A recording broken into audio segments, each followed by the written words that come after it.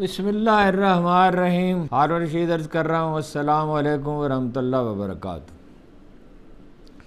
عمران خان سے ملاقات کے بعد راجہ سلیمان اکرم نے جو کچھ کہا اور مالاکنڈ میں ایک احتجاجی جلسے سے خطاب کرتے ہوئے پختونخوا کے نئے صدر جنید اکبر کے جو تیور تھے، ایک بات تو اس سے واضح ہو گئی کہ پس پردہ مذاکرات، حکومت سے تو مذاکرات ختم ہو گئے مگر پس پردہ جو ہے وہ جاری ہیں.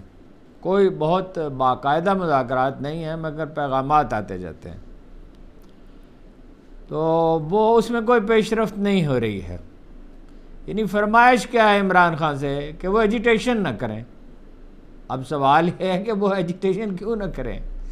وہ عمران خان یہ سمجھتے ہیں کہ بھئی ان کے لوگ جیل میں پڑے ہیں، ان کا مینڈیٹ چرایا گیا ہے، انہیں انتخابی مہم چلانے کی اجازت نہیں دی گئی، خواتین کے ساتھ بدسلوکی کی جا رہی ہے اور حکومت تکبر کا مظاہرہ کر رہی ہے اور کردار کشی کر رہی ہے.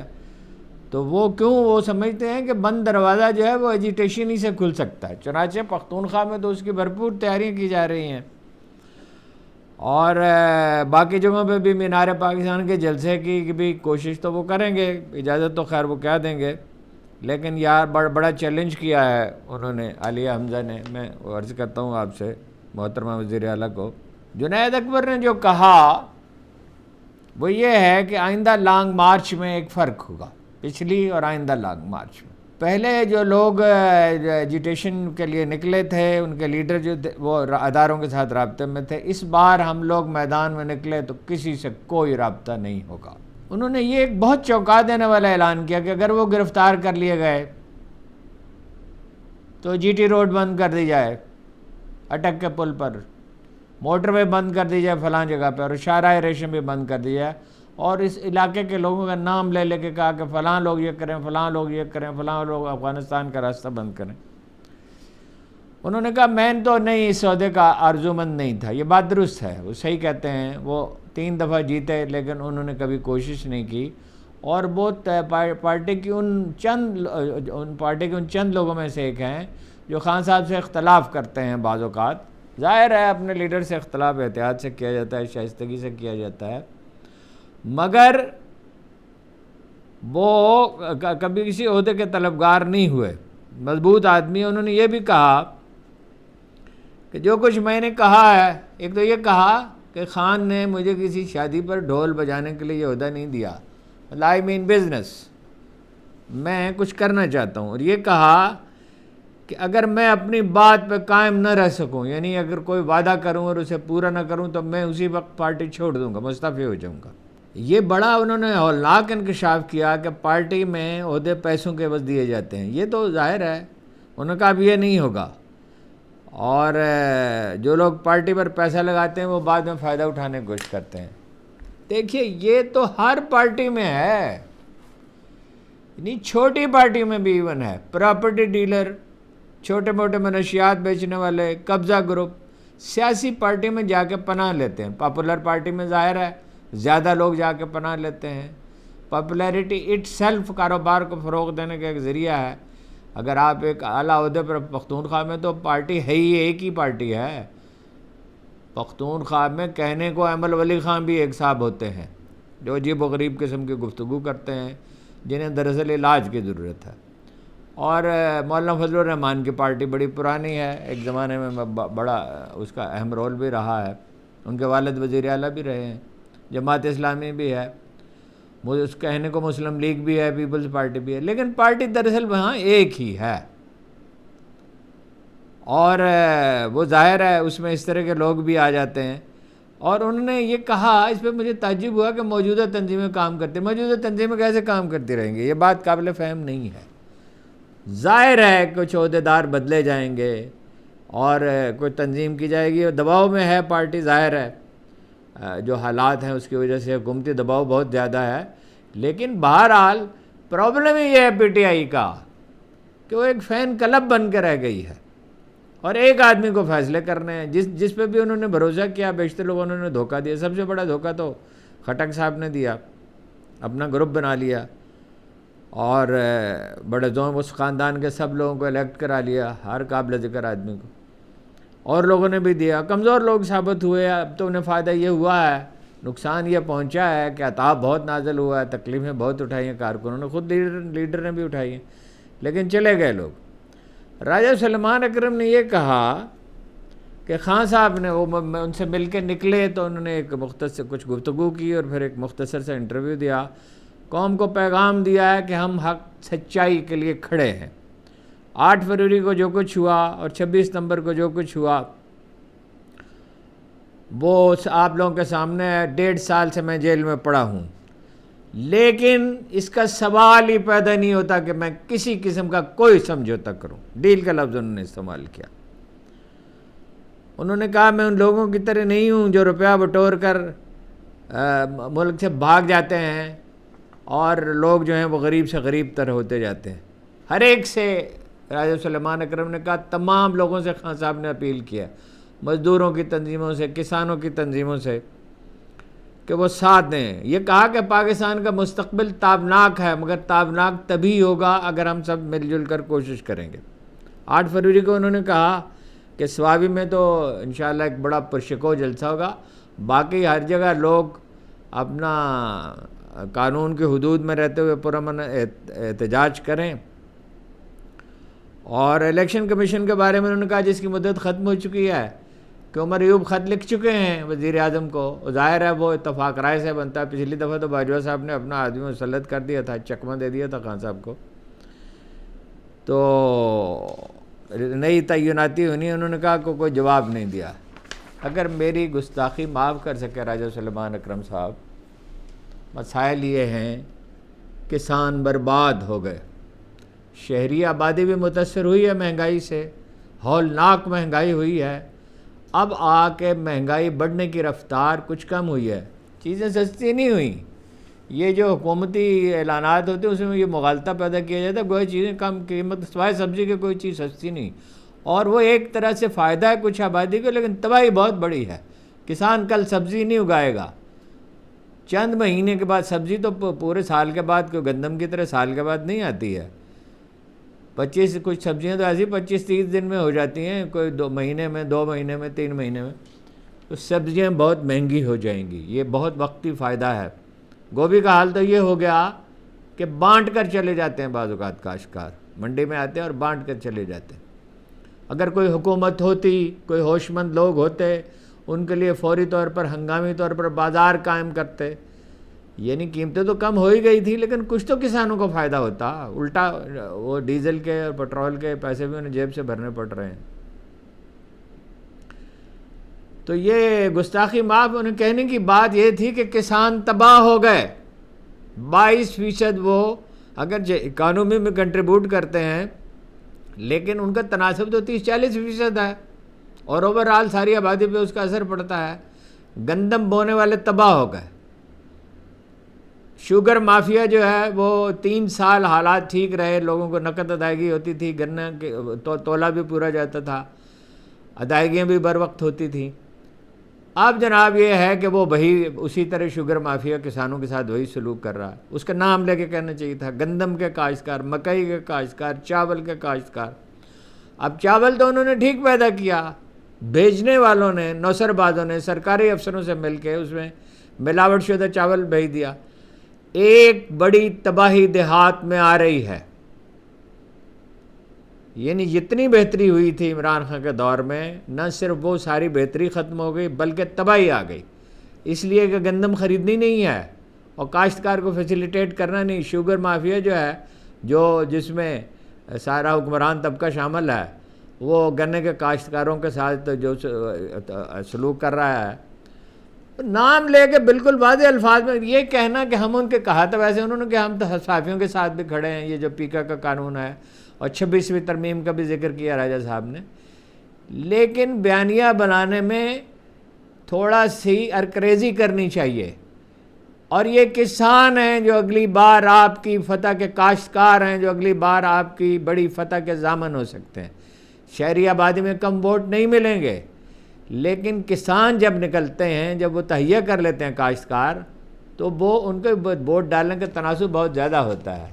تو بیانیے کی تشکیل تو کوئی بہت اچھی نہیں ہو رہی ہے، اس میں توجہ دینے کی ضرورت ہے. یورپی یونین نے حتمی طور پر یہ کہہ دیا ہے کہ جی ایس پی اسٹیٹس کا جو ہے وہ اس کو مشروط کر دیا ہے انسانی حقوق اور اظہار رائے کی آزادی. سادہ الفاظ میں یہ کہ فوجی عدالتوں میں مقدمے نہ چلائے جائیں اور میڈیا اور سوشل میڈیا پہ شکنجہ نہ کسا جائے. دیکھیے سب سے بڑے جو خریدار ہیں پاکستانی مصنوعات کے، خاص طور پر ٹیکسٹائل کے، امریکہ کے بعد وہ یورپی یونین ہے. 3 سے 4 بلین ڈالر سالانہ کی ٹیکسٹائل. یہ ٹیکسٹائل انڈسٹری اگر زندہ ہے، ویسے تو اس کو تباہ کرنے کی پوری کوشش کی گئی، پتہ نہیں اسے کوئی حسد ہے شریف خاندان کو. تو انہوں نے کہا کہ پاکستانی مصنوعات پر جو ٹیکس عائد نہیں ہے اس کی وجہ سے اولوفسکوک دورہ ان کا مکمل ہو گیا، تو زر مبادلہ کے حوالے سے بہت نقصان ہو سکتا ہے. انہوں نے بتایا کہ 2014 سے اب تک یورپی یونین کے لیے پاکستانی برآمدات میں 108% اضافہ ہوا ہے. اب ظاہر ہے اس وسط میں 2025 کے وسط میں یہ دوبارہ پاکستان درخواست کرے گا اس کی ایکسٹینشن کے لیے، توسیع کے لیے اس سہولت کی، مگر قبولیت کا انحصار اس پر ہے. آئی ایم ایف بھی والے بھی مارچ میں آ رہے ہیں. بعض لوگ تو کہتے ہیں فیبرری، بعض اطلاعات یہ فیبرری کے آخر میں آ رہے ہیں، اور آئی ایم ایف کی بھی شرائط ہے.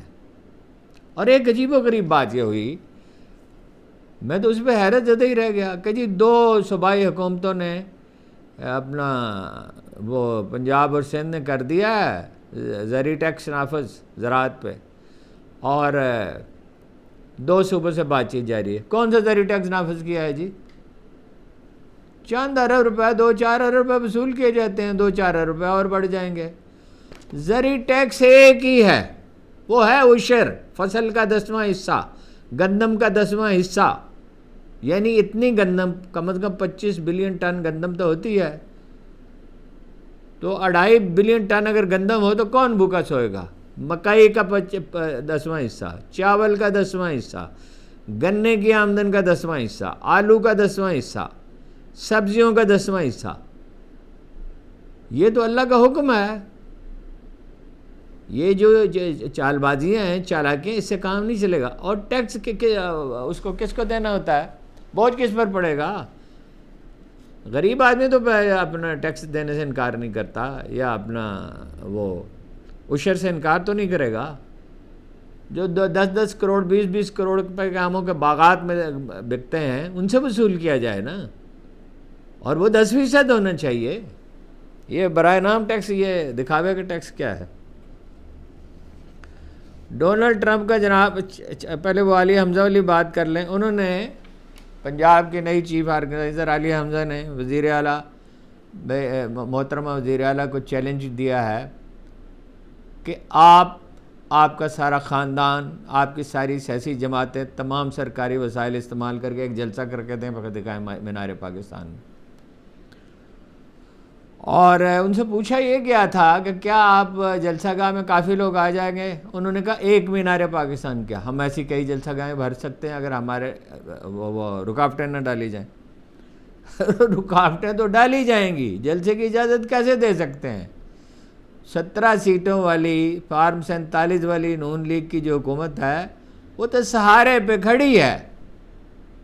اگر 3 سال میں نواز شریف 2 سال میں ایک جلسہ ڈنکا نہیں کر سکے تو اب کیا خاک کریں گے، جب رد عمل اور بھی بہت زیادہ، اور اس رد عمل میں اضافہ کر رہے ہیں حکومتی بیانات. میں اس کی اس سلسلے میں کچھ گزارش پیش کرتا ہوں. پھر انہوں نے عالیہ حمزہ نے وہ غالب کے اس مشہور شعر کا ایک مصرع پڑھا، ادھر آج ستمگر ہنر آزمائیں تو تیر آزما ہم جگر آزمائیں. وہ بالکل نہیں آزمائیں گے، وہ بالکل یہ چیلنج قبول نہیں کر سکتے. نواز شریف پڑے ہوئے ہیں گھر میں، 5 بیماریاں ہیں، اور دراصل سب سے بڑی بیماری ڈپریشن کی ہے. وہ انہوں نے ایک میسیج دینے کی کوشش کی ہے کہ میں کھیتوں میں گھومتا ہوں اور یہ کرتا ہوں اور خطوط پڑھتا ہوں. کون سا خطوط؟ کہ جی مجھے مبارکباد کے خطوط ملتے ہیں. کون سا کارنامہ آپ نے انجام دیا ہے؟ کہ جو 89 کی شادی پر تو چلیے سمجھ میں آئی، کچھ خط آ گئے، اپنا پوتا کی شادی پر وہ کچھ خط آ گئے، کچھ خط آ گئے. اور کارنامہ کون سا انجام دیا ہے؟ یعنی ڈکیتی کر کے عہدے لے لینا، جو واقعہ ان کے ساتھ پیش آیا ہے، یعنی وہ تو وزیر اعظم بننے کے لیے تشریف لائے تھے اور اشتہار دیا تھا قوم کو نواز دو، تو ان کے ساتھ تو یہ ہوا کہ جی اپنے گھر جائیے، اور احتجاج اس لیے نہیں کر سکتے کہ بھائی کو وزیر اعظم بنا دیا ہے، صاحبزادی کو وزیر اعلیٰ بنا دیا، اگر یہ کر کچھ سکتے ہی نہیں، کرنے کو کچھ ہے ہی نہیں، آدمی یہ اپنا کام کرتا ہے۔ دیکھیے امریکہ کے ایک اٹارنی جنرل کو، اس کے فارن ریلیشنز کمیٹی کے چیئرمین کو 11 سال کی سزا ہوئی، اور جج نے کہا، بوڑھا آدمی ہے، روتا رہا، معافی مانگتا رہا، کہ آپ کو یہ غلط فہمی ہو گئی، یہ آپ کی ذاتی طاقت ہے، یہ اختیار آپ کو قوم کی طرف سے دیا گیا تھا، اور آپ اپنے ذاتی کاموں میں لگ گئے۔ تحائف انہوں نے وصول کیے بعض غیر ملکیوں سے اور لوگوں سے۔ یہ جو میں نے آپ سے عرض کیا کہ یہ کس طرح اکساتے ہیں اپنے خلاف، محسن نقوی صاحب نے لاہور میں ایک تقریب سے خطاب کرتے ہوئے کہا کہ بند کرے اپنا ایجیٹیشن، پی ٹی آئی حکم صادر فرمایا، بس اتنی سوجھ بوجھ ہے۔ کہا کہ ابھی تک امریکہ سے کوئی کال نہیں آئی، یعنی عمران خان کے پی ٹی آئی کے سلسلے میں، آئی تو دیکھیں گے۔ یہ یورپی یونین والے کیا کہہ رہے ہیں، آئی ایم ایف والے کیا کہہ رہے ہیں، ابھی وہ کچھ لوگوں نے ٹویٹ بھی کیے ہیں، تو آئے گی تو دیکھیں گے۔ اور یہ کہا کہ دھمکی دی کہ اگر وہ اپنا ایجیٹیشن کریں گے تو ان کے ساتھ وہی سلوک ہوگا جو پہلے کیا گیا تھا، یعنی دھمکی دے رہے ہیں تشدد کی۔ آپ کو اندازہ ہے کوئی خدا کے بندے کوئی آپ کو سمجھائے کہ اس سے رد عمل پیدا ہوتا ہے، اور آپ کو رہنا تو ہے ہی نہیں، رہ آپ کیسے سکتے ہیں، آپ کی کوئی بنیاد ہی نہیں ہے۔ معیشت کی کیا حالت ہے جی؟ اگلے 4 سال میں $100 بلین واپس کرنے ہیں۔ کہاں سے واپس کریں گے؟ پھر بجٹ خسارہ پورا کرنے کے لیے ترقیاتی منصوبوں کے لیے پیسے چاہیے، پھر قرض لیں گے، غیر ملکی قرضے، اور لوکل قرضے تو لے ہی رہے ہیں جو بے تحاشا ہیں، بے حد و حساب ہیں، جس پہ میڈیا کوئی پروگرام ہی نہیں کرتا۔ میرا اندازہ یہ ہے اگلے 5 سال میں یہی حالت رہی، معیشت تو سکڑ رہی ہے، لوگوں نے پیسے گھروں میں رکھ چھوڑے ہیں یا کہیں بینکوں میں رکھ چھوڑے ہیں، انویسٹمنٹ کوئی نہیں کر رہا۔ انڈیا میں انویسٹمنٹ 39% سے گر کے 36% ہوگی، تو ہاہاکار مچی ہوئی ہے کہ یہ کیسے ہو گیا جی۔ اور ہماری کتنی ہے، مبالغہ کر لیں تو 15% ہے، اور چھوٹی صنعتوں کی پیداوار زیادہ دکھائی جاتی ہے، بڑی صنعتوں کی پیداوار تو منفی میں ہے۔ عمران خان کے دور میں 11 سے 15% ہو گئی، 6% شرح ترقی تھی، باجوہ صاحب کو پسند نہیں آئی، اصل میں تو ملک کے دشمنوں کو، امریکہ کو پسند نہیں آئی، ڈونلڈ لو نے کیا۔ اور انویسٹمنٹ ہو نہیں رہی، لوکل انویسٹمنٹ نہیں ہوگی تو باہر سے کیسے آئے گی؟ وہ ایک مسخرہ آیا تھا، اس نے کہا کہ $100 بلین کی انویسٹمنٹ، $100 بلین، یہ ایک زمانے میں ہمیں بتایا گیا تھا قطر سے آئے گی انویسٹمنٹ، سعودی عرب سے آئے گی، کویت سے آئے گی، امارات سے آئے گی، چین سے آئے گی، کون سی انویسٹمنٹ؟ صورتحال کا فائدہ جو ہے وہ بھارت اٹھا رہا ہے، تخریب کاری پہ تلا ہوا ہے۔ میں آپ سے پہلے بھی عرض کیا تھا $500 ملین وہ خرچ کرتا ہے بلوچستان میں تخریب کاری پر، قبائلی پٹی میں۔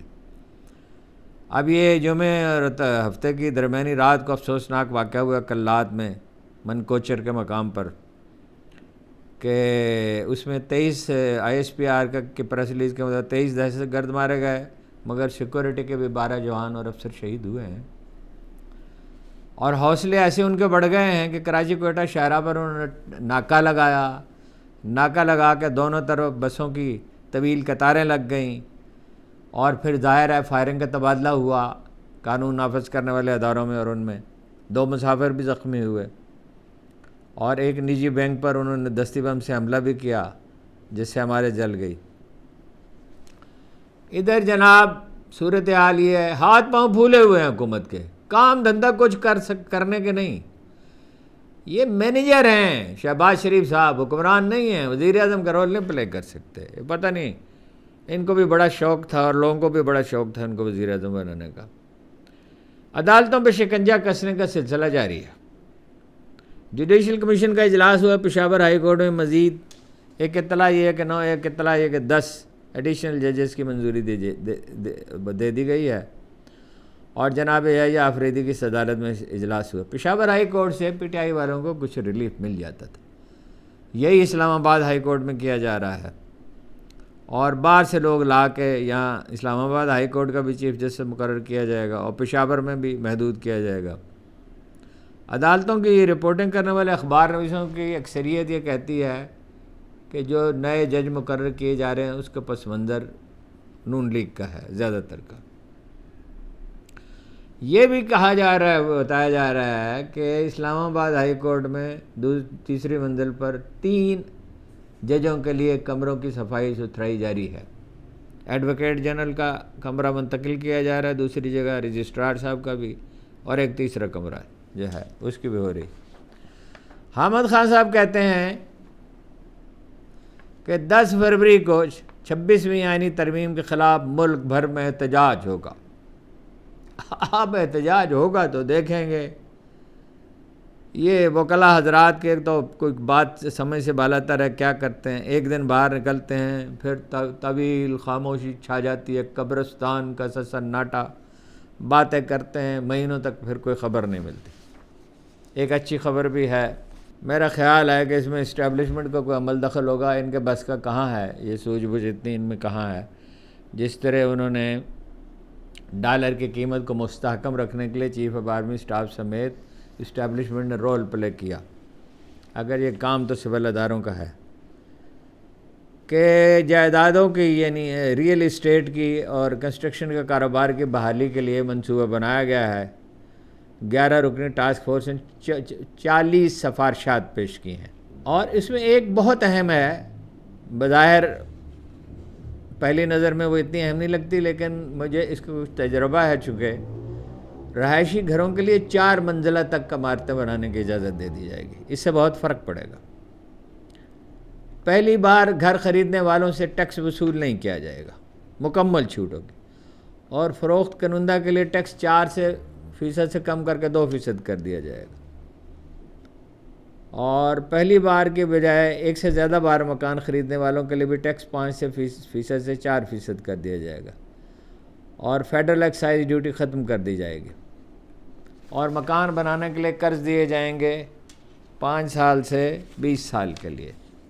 ایک بڑا اہم واقعہ یہ ہوا ہے جناب کہ ڈونلڈ ٹرمپ صاحب پھنس گئے مصیبت میں۔ اب جو اعداد و شمار سامنے آ رہے ہیں وہ بڑے ہولناک ہیں۔ 5 کروڑ غیر ملکی ہیں جنہیں وہ نکال دیں گے۔ گوانتانامو میں بھی حراستی، کچھ کو نکال دیں گے، نہیں کچھ گوانتانامو میں حراستی مرکز بنائے جا رہے ہیں۔ 14.3% ہیں تارکین وطن جنہیں وہ نکالنا چاہتے ہیں، 5 کروڑ۔ اب جو ریسرچ ہو رہی ہے وہاں پہ، BBC کی ایک رپورٹ ہے کہ 2040 تک عمر رسیدہ افراد کی تعداد بڑھ رہی ہے، 2040 تک اموات کی شرح زیادہ ہو جائے گی، پیدائشی کم ہو جائے گی، کوئی چارہ ہی نہیں ہے تارکین وطن سے مدد لینے کے علاوہ۔ پروفیسر طارق حسن صاحب ہیں کسی یونیورسٹی کے، ان کا معاشیات کے لگتا ہے پاکستانی، ان کا حوالہ دے کر انہوں نے کہا کہ اس کے نتیجے میں جو اقدامات کر رہے ہیں وہ یہ 5 کروڑ آدمیوں کو نکالنے کے، معیشت میں 5 سے 10% GDP میں، قومی آمدن میں 5 سے 10% کمی ہو سکتی ہے۔ کہا یہ جاتا تھا کہ غیر ملکی افراد جو کم تنخواہ لیتے ہیں اس کی وجہ سے مقامی لوگوں کو ملازمتیں نہیں ملتی، اور ایک گیلپ، انٹرنیشنل گیلپ نے ظاہر ہے سروے کرایا تو 55% نے کہا کہ ان کو نکالنا چاہیے، اس کی حمایت کی۔ لیکن تصویر کا دوسرا رخ یہ ہے کہ صرف ایک سال 2022-23 میں امریکی معیشت میں صرف طالب علموں نے $40 بلین کا حصہ ڈالا، دنیا بھر سے جو طالب علم آتے ہیں، اور ان کی وجہ سے 3,68,000 ملازمتیں پیدا ہوئیں۔ انہوں نے 580 ارب روپے ٹیکس دیا، جو کل ٹیکس کا 16% ہے، 16%۔ تو امریکہ یہ 5 کروڑ آدمیوں کو کھو دینے کا متحمل ہو سکتا ہے؟ اس کا سوال ہی نہیں پیدا ہوتا۔ دوسرے مسائل وہ اپنے لیے خود پیدا کر رہے ہیں۔ گرین لینڈ والوں نے کہا کہ ہم مکمل آزادی چاہتے ہیں۔ کینیڈا میں سب بندی ہو رہی ہے، وہ تیار ہیں، چین انہیں فری ٹریڈ کی آفر دے دی ہے۔ لیٹن امریکہ میں مارکو روبیو جا رہے ہیں دورے پر. مشرق وسطیٰ میں فلسطینیوں نے صاف صاف انکار کر دیا ہے کہ وہ جو منصوبہ ان کو ملک سے باہر نکلے. یوکرین پہ ابھی تک کوئی پیش رفت نہیں ہے. اور کھانے پینے کی چیزیں مہنگی ہو رہی. انڈے 2 گنا مہنگے ہو گئے. انڈے وہ چیزیں جو ہر گھر میں کھائے جاتے ہیں دنیا بھر میں، آلو اور انڈے. اور چیزوں کی قیمتیں بڑھ رہی ہیں. تو میرا تاثر یہ ہے، میں کوئی حتمی رائے نہیں دے رہا، کہ ڈونلڈ ٹرمپ ناکامی کے راستے پر ہیں. جس طرح یہ بڑی بڑی باتیں بنانے والے ہماری نون لیگ کی اور اس کی پیپل پارٹی کی حکومت جو خودکشی کے راستے پر گامزن ہے، ڈونلڈ ٹرمپ شاید اپنی مدت بھی پوری نہ کر سکیں. اور اگر پوری کر سکیں گے تو یہ امریکی معیشت کو فائدہ پہنچانے کے بجائے نقصان پہنچائیں گے. یورپی یونین پہ دباؤ ڈال رہے ہیں، کینیڈا پہ ڈال رہے ہیں، گرین لینڈ پہ ڈال رہے ہیں، پاناما پہ ڈال رہے ہیں، چین کا محاصرہ کرنے کی کوشش کر رہے ہیں اور ٹیکس لگا رہے ہیں. چین اپنی جڑیں بنا چکا اپنا امریکہ کے ارد گرد کے ممالک میں، برازیل میں خاص طور پہ. اور یہ جنوبی سمندروں میں اس کے گھیراؤ کرنے کی کوشش کر رہے ہیں تو وہ ادھر سے کر رہا ہے. اور ان کے پاس روپیہ زیادہ ہے اور وہ تحمل سے فیصلے کرتے ہیں. اور وہاں معاشرے میں ڈسپلن ہے اور فیصلوں کی وہاں پابندی کی جاتی ہے. آپ کا بہت بہت شکریہ.